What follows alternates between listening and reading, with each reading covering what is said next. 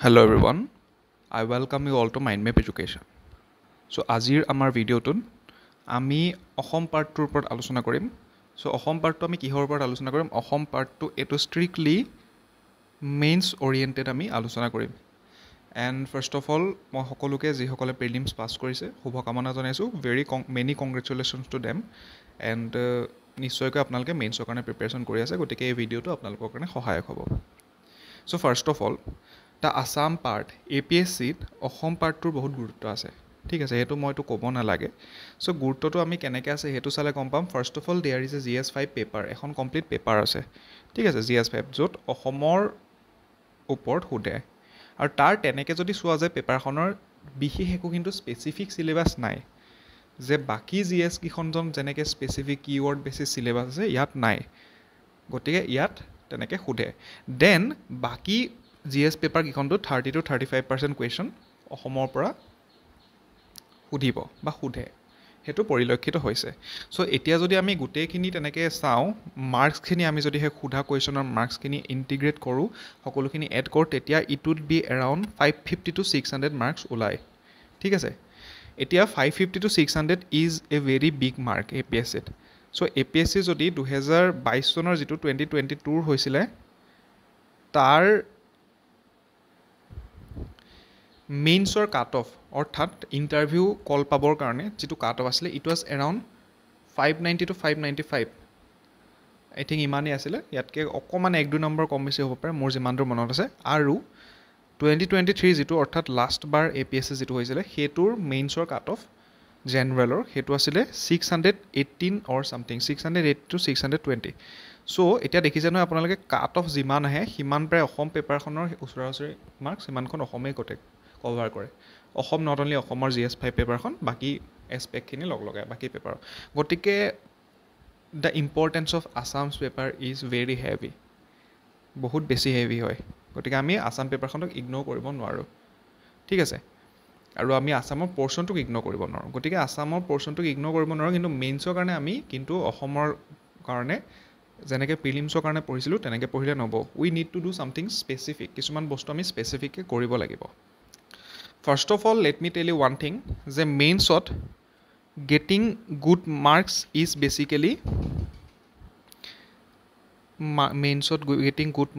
Basically selling yourself, ঠিক আছে। চ' মই বেলেগ ৱৰ্ড পোৱা নাই বিচাৰি, সেইকাৰণে এইটোৱে কৈছোঁ, চেলিং ইয়ৰ চেল্ফ, আপোনাৰ নিজকে বিক্ৰী কৰিব লাগিব। চ' বিক্ৰী মানে এইটো নিগেটিভ চেন্সত নহয়, এইটো পজিটিভ চেন্সত আমি ল'ব লাগিব। এতিয়া চেলিং ইয়ৰ চেল্ফ বা আমি চেলিং ইয়ৰ চেল্ফ কৰিব হ'লে we have to do some marketing, ঠিক আছে। আমি মাৰ্কেটিং কৰিব লাগিব, আমাক বিক্ৰী কৰিব হ'লে মাৰ্কেটিং কৰিব লাগিব। চ' ইয়াত মাৰ্কেটিং কি হ'ব? চ' মাৰ্কেটিং আমি কেনেকৈ কৰিব লাগিব সেইটো মই কৈ আছোঁ। চ' মাৰ্কেটিঙৰ যদি আমি ডেফিনেশ্যনটো চাওঁ, one of the definition of marketing is যে all the people tend to have some biases, যে সকলো মানুহৰে কিছুমান বায়াছনেছ থাকে। And marketing is we attack those biases, ঠিক আছে। বায়াছনেছখিনি আমি এটেক কৰিম আৰু তাৰ পৰা আমি নিজৰ প্ৰফিটটো উঠাম। চ' ইয়াত কি হ'ব, ইয়াত যিসকলে মানুহে আপোনাৰ পেপাৰখন চাব, they will all have a good bias, positive bias এটা থাকিব, ঠিক আছে। চ' সেই পজিটিভ বায়াছটো কি হ'ব? সেই পজিটিভ বায়াছটো হ'ব, they will all like a candidate who have good knowledge of Assam, ঠিক আছে, good knowledge of Assam,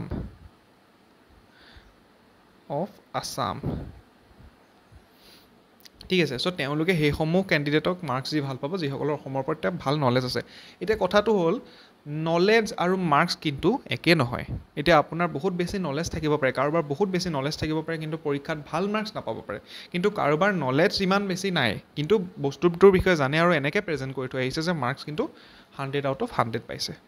চ' এতিয়া কথাটো হ'ল, আপোনাৰ যে গুড নলেজ আছে, ভাল মাৰ্কছ আছে, সেইটো এতিয়া কেনেকৈ দেখাব? সেইটো শ্ব'কেছ কৰিবলৈ you have to present yourself বা present your answer in a very specific manner, সেইটো কৰিব লাগিব। চ' আপোনাৰ আনচাৰটো ভালকৈ স্পেচিফিকেলি প্ৰেজেণ্ট কৰিবৰ কাৰণে I have given some mantras for the Assam paper, okay. So' 5S mantras for Assam, ঠিক আছে। চ' আমাৰ এতিয়া ষ্ট্ৰেটেজিটো এতিয়া ষ্টাৰ্ট হৈছে। চ' 5S মন্ত্ৰাছ ফৰ আছাম, সেইটো আমি কি হয় চাওঁ, যে 5টা মন্ত্ৰ দিছোঁ অসমৰ কাৰণে। ফাৰ্ষ্ট মন্ত্ৰ ইজ বি স্পেচিফিক, গ' বিয়ণ্ড জেনেৰিক, ঠিক আছে। এতিয়া এই ডাইমেনশ্যনটো বুজি পাবলৈ হ'লে আমি এটা এক্সাম্পল লওঁ চ' এক্সাম্পলটো আমি এনেকুৱা ধৰণৰ ল'ম যে অসমৰ আগতে অসম পেপাৰত বা আছাম চেণ্ট্ৰিক আমাৰ কি সুধিছে এটা কুৱেশ্যন আছিলে ঠিক আছে চ' দেয়াৰ ইজ ওৱান কুৱেশ্যন যে roll of panchayat Raj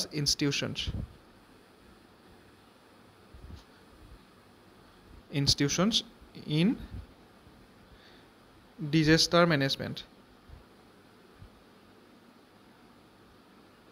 Okay, so ইয়াত যদি আমি এটা জেনেৰিক লিখোঁ আমি জেনেৰিক পইণ্ট কি লিখিম আমি জেনেৰিক পইণ্ট এনেকুৱা লিখিম যে কি ফাৰ্ষ্ট অফ অল যে এৱাৰনেছ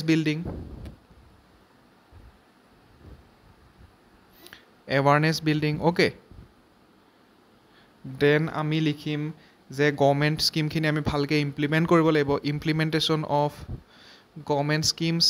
পষ্ট ডিজাষ্টাৰ চ' তেনেকুৱা ধৰণৰ বস্তু আমি লিখিম কিন্তু আমি যদি ইয়াত স্পেচিফিক লিখোঁ আমি কি লিখিব পাৰিম ইয়াত আমি স্পেচিফিক এনেকুৱা ধৰণৰ লিখিব পাৰিম যে উইমেন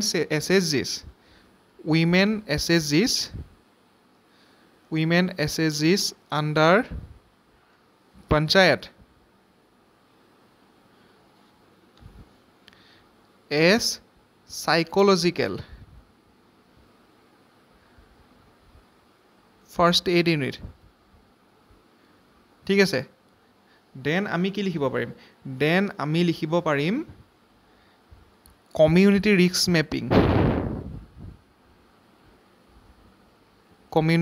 মেপিং ঠিক আছে চ' আমি এনেকুৱা ধৰণৰ কিছুমান স্পেচিফিক পইণ্ট লিখিব পাৰিম obviously we have to give generic points also' আমি জেনেৰিক পইণ্টছো দিব লাগিব কিন্তু আমি যদি স্পেচিফিক পইণ্টছ দিওঁ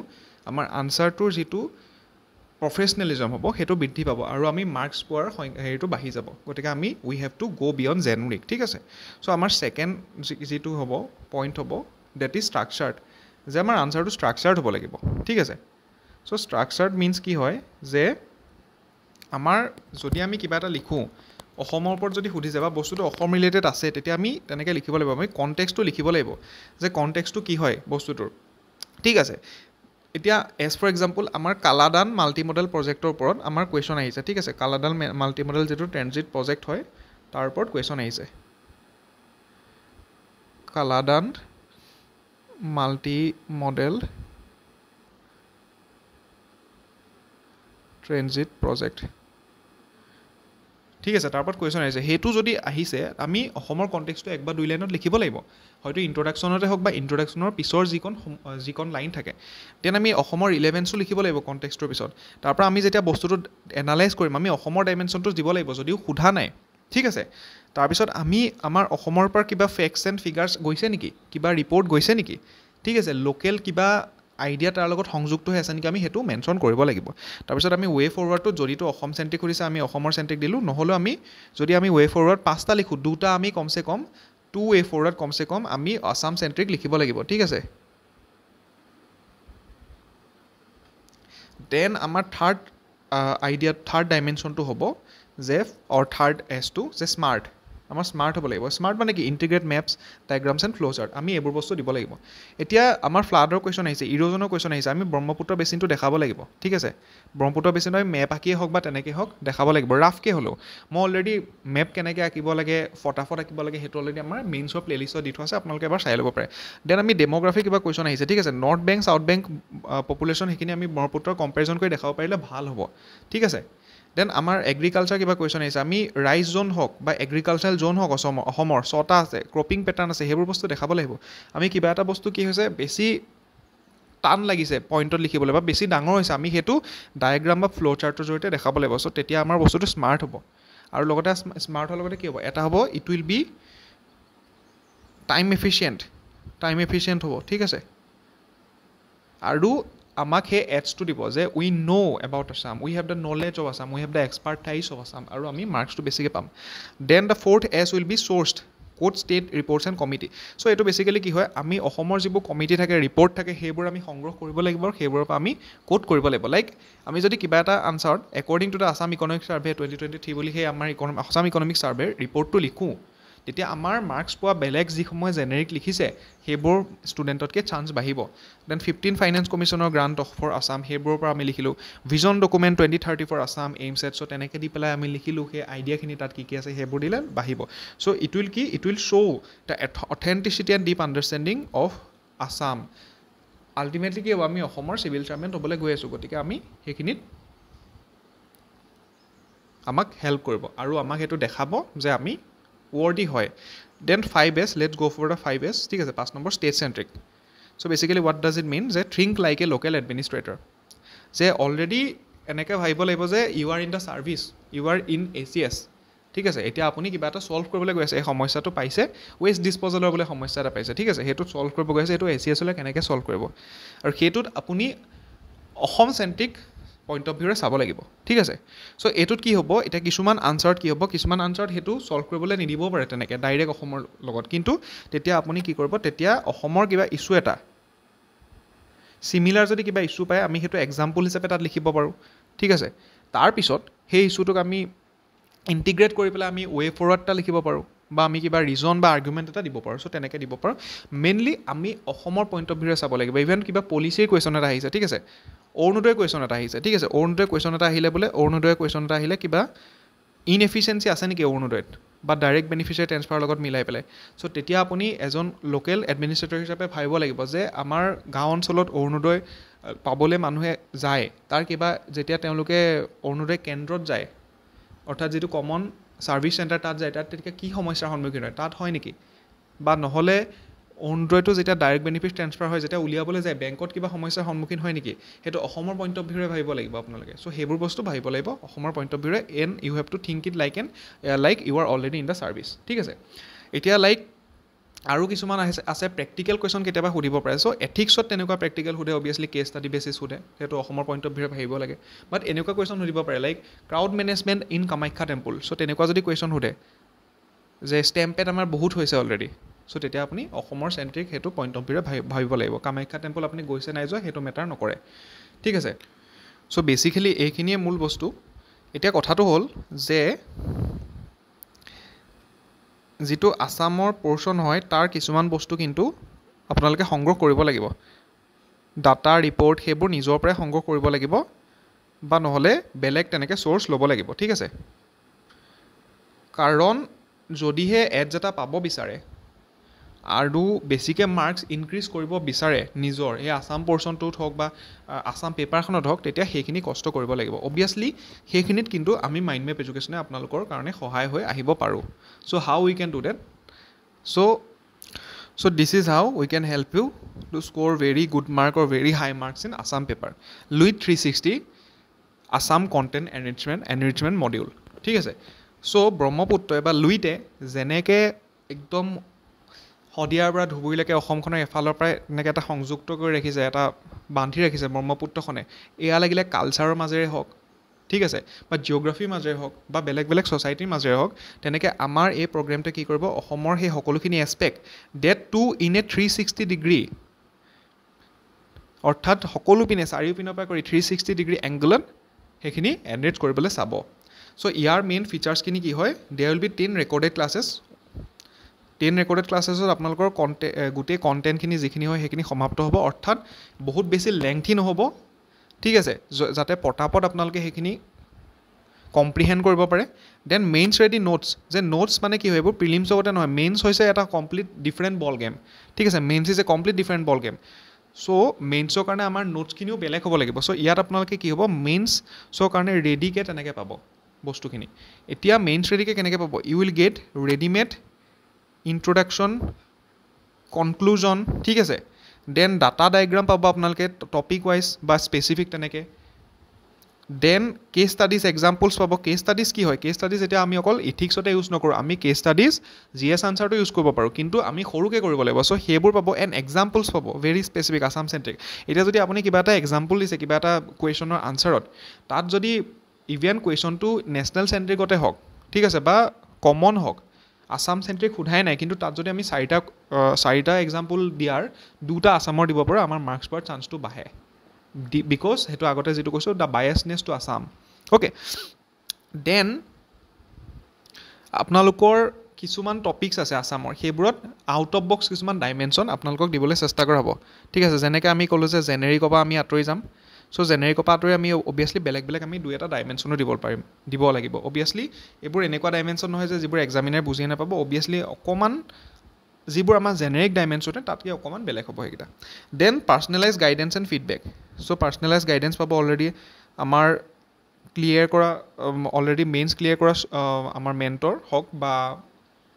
ফাইনেল এক্সামিনেশ্যন ক্লিয়াৰ কৰা ৰেংক লিষ্টত নাম থকা মেণ্টৰ হওক চ' সকলোৰ পৰা আপোনালোকে পাৰ্চনেলাইজ গাইডেন্স এণ্ড ফিডবেক পাব আৰু কিবা যদি ডাউট থাকে U can directly contact hour মেণ্টৰ্ছ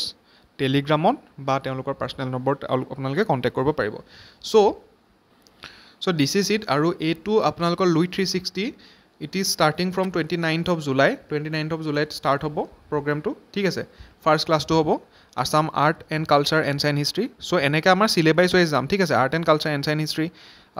মেডিয়েভ and modern Assam history obviously এইবোৰ চব আছাম হয় দেই then polity and governance Assam polity and governance that means then Assam society social justice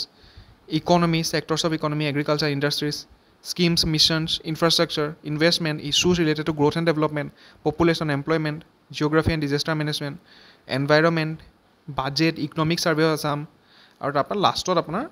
15th of September last ক্লাছটো হ'ব that will be the round up answer ৰাইটিঙৰ লগত related হ'ব সেইখিনি আৰু লগতে যিখিনি ডাউটছ এণ্ড কিবা থাকে তাৰপিছত আমি সেইখিনি সকলো চেছ কৰিবলৈ চেষ্টা কৰা হ'ব সেই